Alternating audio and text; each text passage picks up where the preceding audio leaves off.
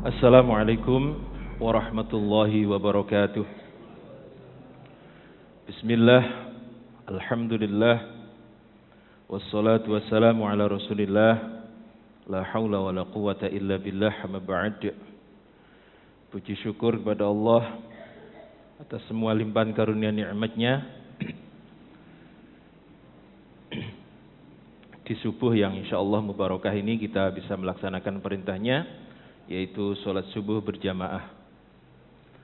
Mudah-mudahan setiap langkah kaki kita mendapatkan ampunan dari Allah Subhanahu wa taala, meninggikan derajat kita di sisi Allah Subhanahu wa taala, sekaligus mempermudah jalan kita menuju ke surganya Allah Subhanahu wa taala. Amin ya rabbal alamin. Salawat serta salam mari kita selalu haturkan kepada Nabi kita Muhammad sallallahu alaihi wasallam. Mudah-mudahan kita mendapatkan syafaat beliau hingga yaumul akhir. Amin ya rabbal alamin.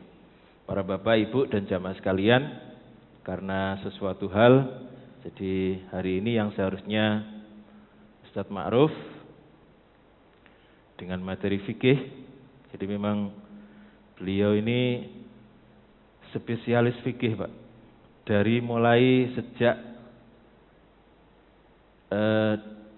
ngajar saya dulu. Jadi saya ini muridnya beliau ya, di Amanatul Ummah. Dulu yang ngajar fikih, Ustadz Ma'ruf ini pulang ya. Kemudian karena suatu hal jadi rolling besok insya Allah Ustadz Ma'ruf. Bapak dan Ibu sekalian, kemarin kita telah sampai pada pembahasan penaklukan kota napa Pak? Kota napa? Surabaya? Damaskus, ya, Damaskus. Kota itu sekarang masih ada, Damaskus, di Syria sana, ya. Masya Allah. Jadi kemarin kita telah membahas bagaimana penaklukan kota Damaskus.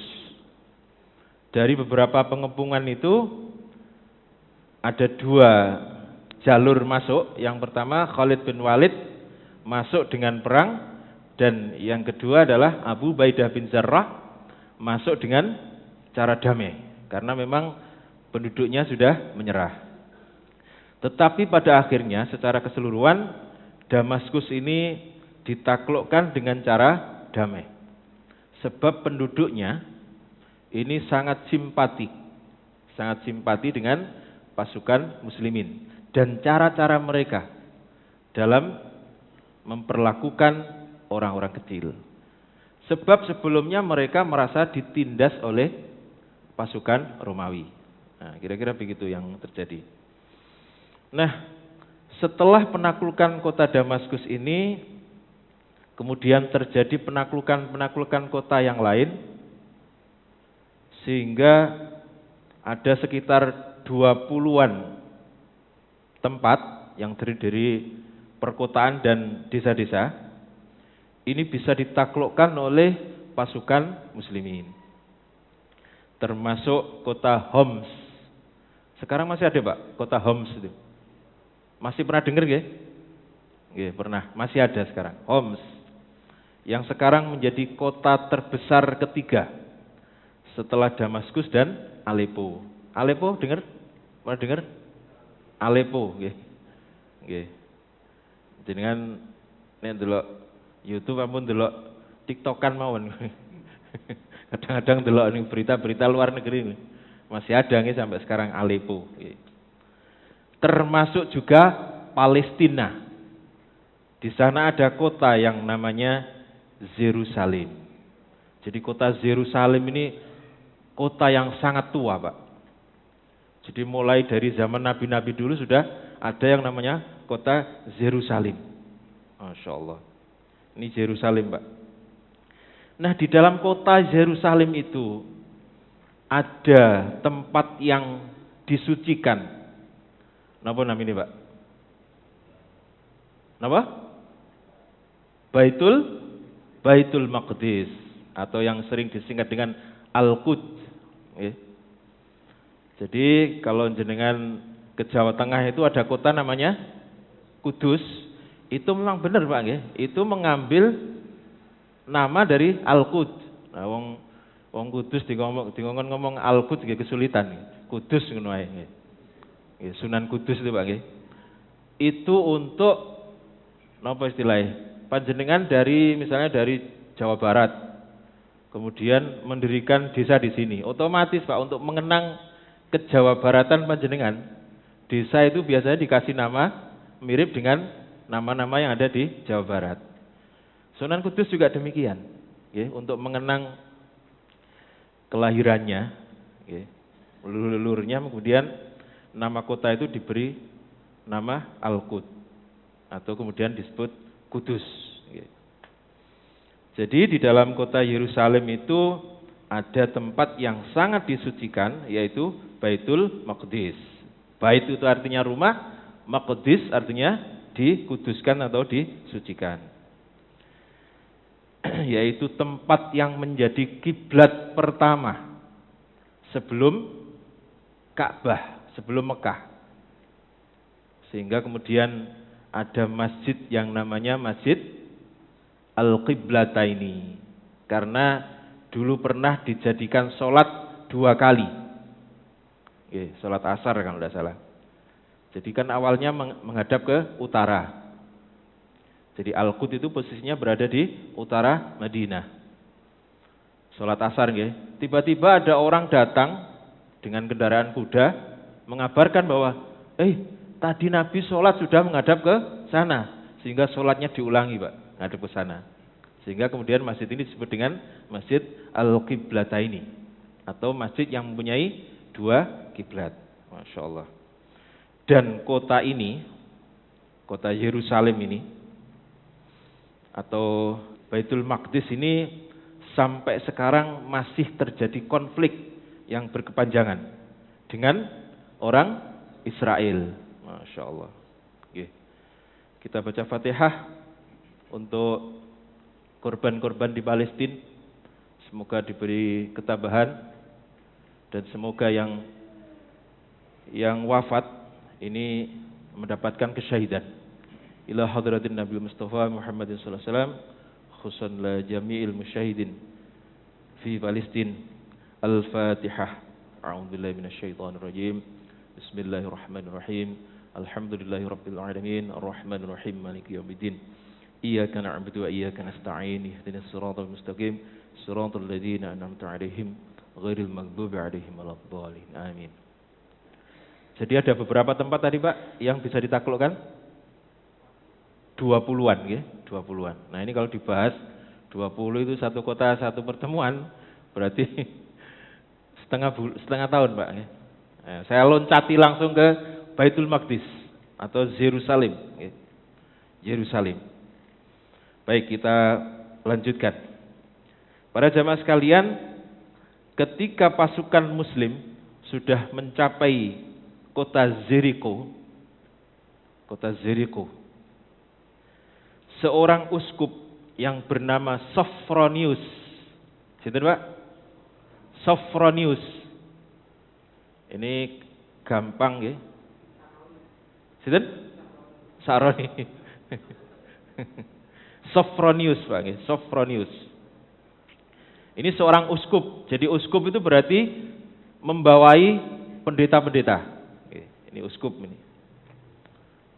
Uskup berarti Katolik Pak. Katolik. Katolik itu ada tingkatan-tingkatan. Ada yang namanya kardinal, ada yang namanya uskup, ada yang namanya Patrick dan lain-lain. Sekedar tahu mawon Pak. Mau terus dihafal no. Oh, apa Patrick itu? Kok kayak SpongeBob. Baik, kita lanjutkan. Sophronius. Lalu Sophronius ini berusaha mengumpulkan relik-relik suci, yaitu diantaranya adalah salib sejati. Jadi salib yang sudah bertahun-tahun itu. Dan benda-benda yang lainnya. Diam-diam dia mengirimkan relik-relik ini ke pantai untuk dibawa ke Konstantinopel. Ibu kota mana Konstantinopel? Romawi Timur, Romawi Timur. untuk dibawa ke Konstantinopel. Nah, pasukan muslimin yang dipimpin oleh Amr bin As ini terus mengepung kota Yerusalem, sampai pasokan makanan yang di dalam kota itu habis. Ini harapannya ya. Setelah makanan habis, maka harapannya adalah mereka menyerah tanpa adanya pertumpahan darah. Damai ya. Kemudian mereka menandatangani perjanjian damai. Ini yang diharapkan. Nah, setelah pengepungan selama 4 bulan dan sudah tidak ada harapan lagi bantuan dari Heraklius, maka Uskup Sophronius ini menawarkan untuk menyerahkan kota tersebut dan membayar jizyah. Napa jizyah niku, Pak? Pajak nggih, pajak.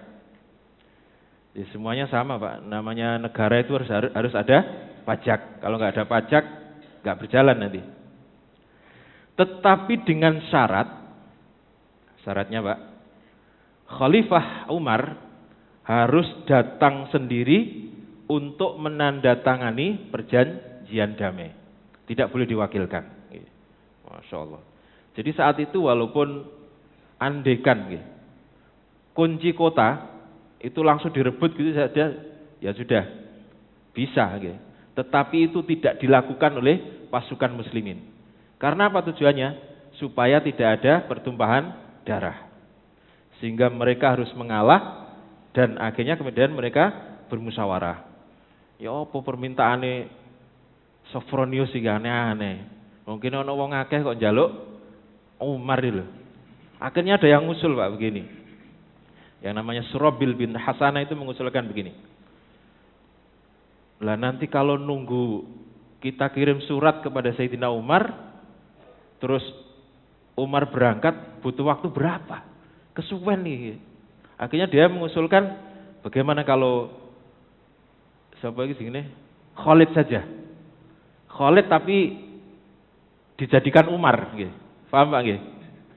Karena postur tubuhnya mirip, gitu. Khalid dengan Sayyidina Umar itu. Masya Allah. Gitu. Tetapi usulan ini ditolak, Pak. Gitu, usulan ini ditolak.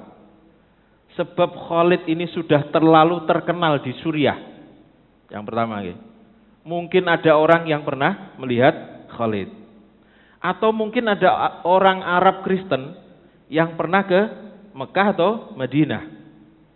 Lalu bertemu dengan, ya ketemu Umar, ya ketemu Khalid. Wah ini bahaya ini. Dikira kok bujui ini. Ya memang bujui kalau memang terjadi Pak. Tetapi karena alasan efisien sebenarnya. Is Khalid ae nek ngono didadekno Umar ya. Tapi dengan alasan begitu, ya, akhirnya tidak terjadi. Kemudian riwayat lain menyebutkan bahwa penampilan Khalid itu terlalu mewah. Bajunya masih ngejreng, Pak. Ya pantas, Pak, ini. Khalid itu anaknya orang kaya, yaitu Al-Walid bin Mughirah itu. Jadi Al-Walid bin Mughirah itu kebunnya saja itu membentang antara Mekah sampai Taif. Berapa kilo itu, Pak? Mekah Taif itu. Itu kebunnya membentang dari Taif sampai Mekah. Saking kayanya. Nah ini anaknya itu. Sehingga dari kecil ya memang hidupnya sudah bermewah-mewahan. Ini Khalid. Itu alasan kedua. Akhirnya ditolak. Gitu. Sebab pakaian Khalid dengan Umar itu jauh beda. Kalau Umar itu pakaiannya banyak tambalannya, Pak. Jadi pokoknya sik kena digawe, sik kena dijahit, dipakai daripada membazir. Masya Allah. Kemudian andekan terjadi seperti itu, yaitu Khalid dijadikan Umar, kan nanti waktunya pendek, Pak, akan dicurigai. Loh, kok moro-moro teko? Umar kok moro-moro teko? Kok cepet Padahal Madinah dengan Al-Quds atau Yerusalem itu kira-kira 24 hari perjalanan. Oke. Belum lagi kirim suratnya. Berarti 24 kali 2. hampir 2 bulan. Lah kok moro-moro teko? Jangan-jangan ini bukan Umar ya. Kalau sudah begitu maka kita nanti akan ada catatnya. Masya Allah. Maka dengan pertimbangan-pertimbangan seperti itu, akhirnya usulan Surahbil bin Hasanah ini tidak dipakai. Dengan kata lain, Abu Ubaidah bin Jarrah pada waktu itu yang ditunjuk menjadi panglima di Syam, ini kemudian berkirim surat kepada Sayyidina Umar untuk supaya beliau datang ke Syam atau ke Palestina ini dalam rangka menandatangani surat perjanjian. Masya Allah. Lalu datanglah Sayyidina Umar dengan pakaian yang Masya Allah. Jadi pakaiannya itu Pak, banyak tambalannya. Tambalannya banyak. Para sejarawan menghitung ada 14 tambalan. Pakaian jenengan wonten sing tambalan, Bu? Betul wonten toh? Nggih. Masya Allah. Zaman-zaman dulu mungkin ada nggih. Kecil-kecil saya dulu ada pakaian ditambal itu ada. Kalau sekarang tidak ada. Dan Sayyidina Umar ini pakaiannya tambalannya 14 Pak. 14 tambalan. Itu baju Pak. Baju ditambal sampai 14. Kemudian untuk efisiensi Pak. Karena dia membawa pembantunya. Bukan pejabat. Membawa pembantu. Beliau hanya menggunakan satu kendaraan, sehingga satu ini dibuat gantian, untuk apa namanya, efisiensi, Masya Allah. Maka ketika beliau sampai di wilayah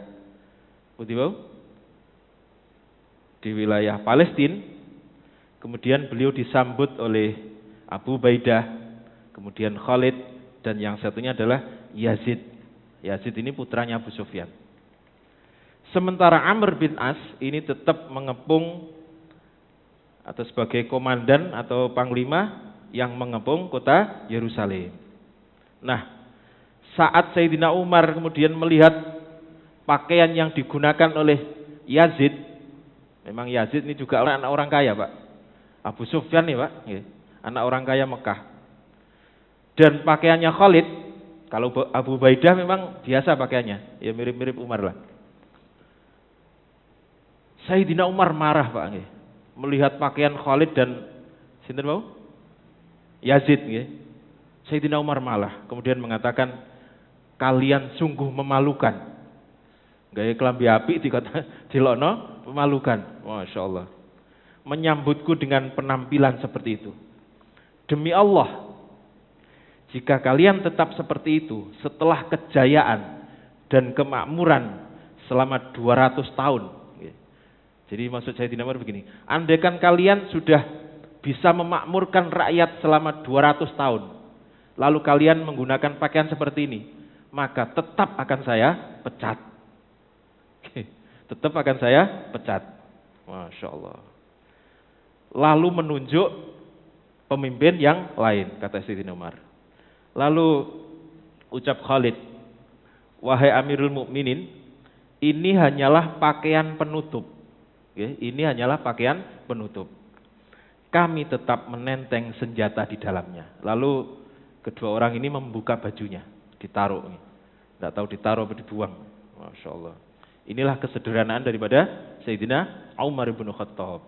Bahkan gubernur-gubernurnya itu tidak boleh memakai baju yang bermewah-mewahan. Sebab memang kemewahan dunia itu sangat menggiurkan dan akan melalaikan. Itu yang ditakutkan oleh Sayyidina Umar.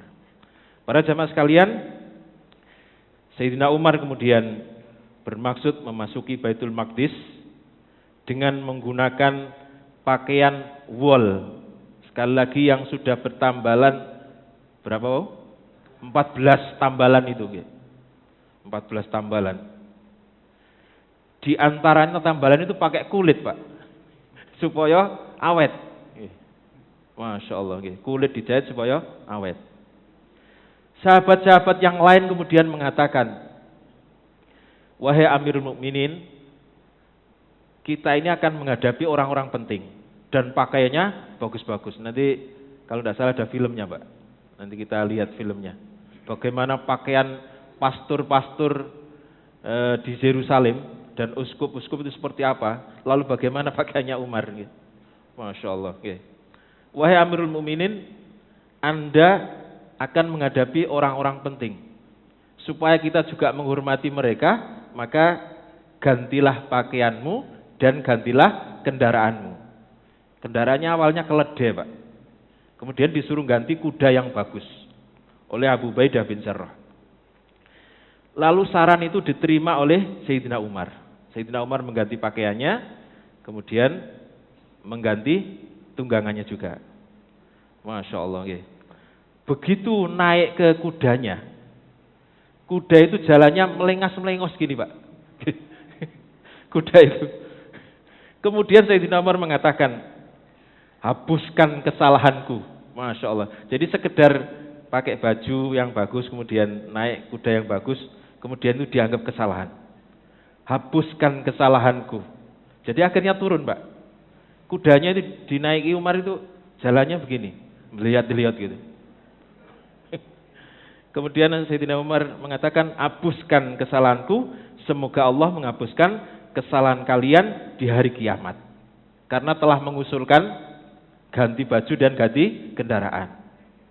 Jadi kendaraan teko omah asale Cherry dikon ganti Mercy. Masya Allah. Nah ini lanjut Sayyidina Umar. Pemimpin kalian hampir binasa. Berarti pemimpin kalian itu maksudnya Sayyidina Umar ya. Pemimpin kalian hampir binasa karena kemasukan rasa ujub dan sombong di dalam hatinya.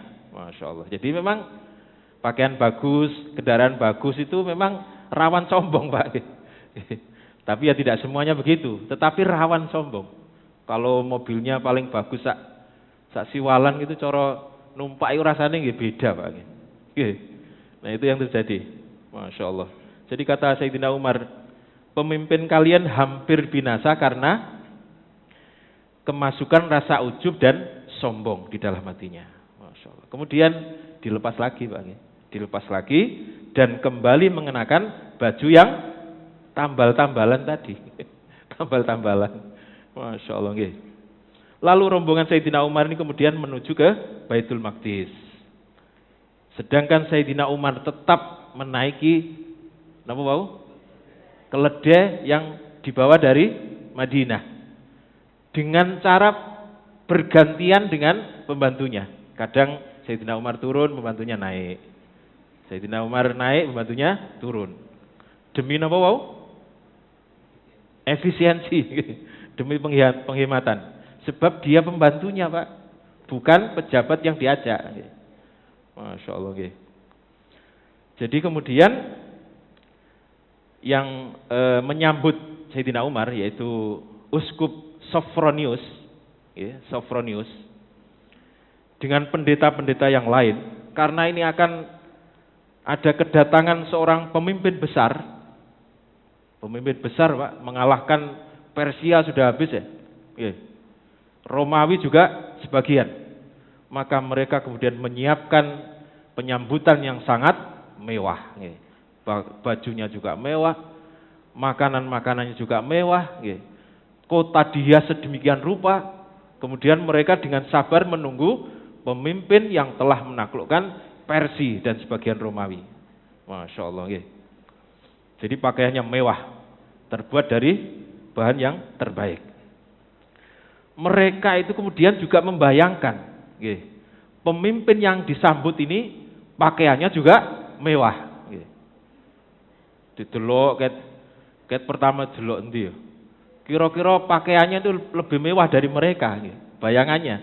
Karena ini pemimpin luar biasa, pemimpin dunia. Masya Allah. Lalu setelah lama dinanti-nanti, mereka kemudian melihat ada rombongan beberapa orang.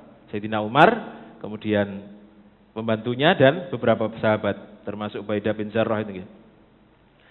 Ada seorang laki-laki yang duduk di keledai. Seorang laki-laki yang duduk di keledai. Mereka tidak menghiraukan sama sekali. Sopo teko iki? Sopo teko iki? Rombongan wong elek-elek. Masya Allah nggih. Rombongan wong elek-elek. Tetapi kemudian sahabat yang lain kemudian memberikan info kepada uskup sinten Sophronius bahwa rombongan khalifah atau Amirul Mukminin Umar bin Khattab sudah memasuki kota. Mereka gelagapan, Pak, sing dijenenge Umar. Kok gak ono potongan belas ini. Maka pada waktu itu yang duduk di atas itu pembantunya. Kemudian mereka memberi hormat kepada pembantunya. Ternyata setelah duduk bersama, ternyata yang dihormati adalah pembantunya. Mereka kembali lagi-lagi shock, Pak. Ini shock terapi namanya. Ternyata yang dibayangkan pakaiannya mewah, kendaraannya bagus, ternyata justru ketika datang dia berada di bawah, sementara pembantunya berada di atas kendaraan. Masya Allah. Jadi inilah kesederhanaan daripada Sayyidina Umar bin Khattab. Masya Allah. Baik, kita lanjutkan sedikit. Rombongan ini kemudian memasuki Yerusalem untuk menandatangani perjanjian damai antara penduduk Yerusalem dengan pemerintahan Islam. Yang perjanjian ini kemudian lebih dikenal dengan perjanjian Umariyah. Perjanjian apa, Pak? Umariyah, karena yang membuat adalah Umar bin Khattab. Umariyah. Mereka menyerahkan kota dan memberikan jaminan kebebasan. Jadi perjanjiannya adalah mereka orang-orang Yerusalem menyerahkan kota atau kekuasaan kepada Umar bin Khattab. Kemudian Sayyidina Umar memberikan jaminan kebebasan, baik kebebasan sipil, kebebasan beragama, kemudian kebebasan dalam hal beribadah. Tetapi juga mereka harus membayar pajak, karena pajak inilah yang nantinya untuk biaya melindungi wilayah itu. Masya Allah. Kemudian perjanjian itu ditandatangani oleh Sayyidina Umar bin Khattab yang disaksikan oleh beberapa sahabat. Di antaranya adalah Khalid bin Walid, kemudian Amr bin As, Muawiyah dan lain-lain. Isinya adalah sebagai berikut, Pak. Ini penting, Pak. Isinya sebagai berikut. Yang pertama, pemberian jaminan keamanan kepada penduduk Elia. Elia ini Palestina, Pak. Penduduk Elia atau Yerusalem. Bagi jiwa raga dan harta mereka. Untuk gereja-gereja dan tiang-tiang salib mereka. Nah ini. Untuk gereja-gereja dan tiang-tiang salib mereka. Untuk orang sakit maupun orang yang sehat. Serta seluruh tradisi kepercayaan mereka. Jadi di dalam Islam itu tidak ada, Pak, yang mana walaupun perang itu kemudian disuruh merobohkan tempat ibadah, tidak ada. Dilarang Nabi. Merobohkan tempat ibadah, membunuh anak kecil, membunuh perempuan, orang tua, bahkan menebang pohon tidak boleh. Masya Allah. Menebang pohon tidak boleh. Kalau bukan untuk keperluan yang mendesak. Lalu yang kedua, gereja-gereja tak akan diduduki atau dihancurkan. Tidak akan dikurangi atau dirubah. Tidak akan dirampas salib maupun harta mereka sedikit pun. Mereka tidak akan dimusuhi karena keyakinan agamanya. Dan tidak akan diganggu atau diancam seorang pun dari mereka. Ini jaminan daripada Sayyidina Umar. Kemudian yang ketiga, penduduk Elia atau penduduk Palestina itu harus membayar jizyah sebagaimana penduduk kota-kota yang lain. Yang keempat, penduduk Elia harus mengusir bangsa Romawi dari kota itu, kecuali mereka, bangsa Romawi itu, ingin menetap dan tinggal di Elia dan menjadi ahlu zimmah. Kenapa ahlu zimmah nih, Pak? Non-muslim yang mau berdamai dengan orang muslim. Jadi membunuh orang non-muslim yang berdamai dengan orang muslim itu nanti akan berhadapan dengan Nabi kita Muhammad SAW. Ya, akan berhadapan di akhirat kelak. Kecuali kalau non muslim itu memerangi, baru diperangi. Tetapi kalau mereka hidup damai, kemudian panjenengan ganggu, maka jenengan akan berhadapan dengan Nabi di akhirat kelak. Ya. Itu jaminan Nabi, Pak. Ya. Sehingga tidak boleh kita, oh kok nak tonggo non muslim loro gak kira wani digarai terus dengan usil misalnya, dijukuk opone dan seterusnya, dizolimi. Maka kezoliman itu akan dibalas oleh Allah di akhirat kelak. Okay.